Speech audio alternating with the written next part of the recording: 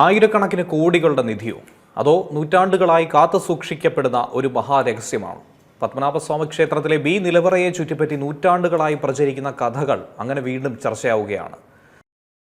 സർപ്പങ്ങൾ കാവൽ നിൽക്കുന്ന നിലവറ, തുറന്നാൽ പ്രളയം വരുമെന്ന വിശ്വാസം, കടലിലേക്കുള്ള രഹസ്യ തുരങ്കം, ഇങ്ങനെ നിരവധി കഥകൾ. ഇതൊക്കെ വെറും വിശ്വാസവും പ്രചാരണങ്ങളുമാണോ? ബി നിലവറയെ ചുറ്റിപ്പറ്റിയുള്ള ദുരൂഹതയും ചരിത്രവും പ്രചരിക്കുന്ന കഥകളും ഒന്ന് പരിശോധിക്കേണ്ടതാണ്. ശ്രീ പത്മനാഭസ്വാമി ക്ഷേത്രത്തിലെ 6 നിലവറകളിൽ ഏറ്റവും ദുരൂഹമായി തുടരുന്നത് ബി നിലവറയാണ്.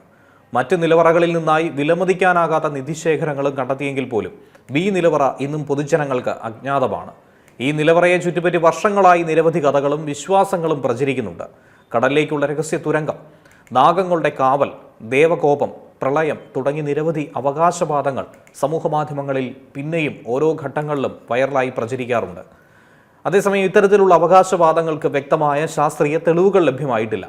കടലിലേക്കുള്ള തുരങ്കമെന്ന പ്രചാരണത്തെ തുടർന്ന് നടത്തിയ പഠനങ്ങളിലും അത്തരം തുരങ്കം ഇതുവരെയും കണ്ടെത്തിയിട്ടില്ല.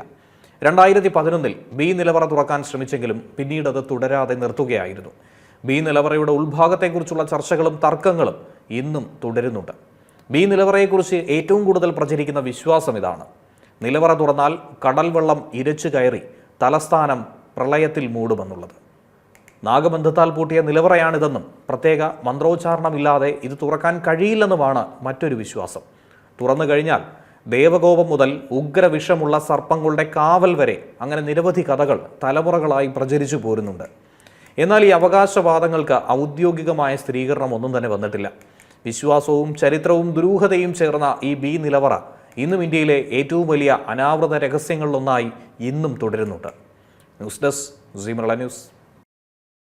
ഏറ്റവും പുതിയ വാർത്തകളും വിശേഷങ്ങളും വിരൽത്തുമ്പിലറിയാൻ സീ മലയാളം ന്യൂസ് എല്ലാ ഡിജിറ്റൽ പ്ലാറ്റ്ഫോമുകളിലും ലഭ്യം.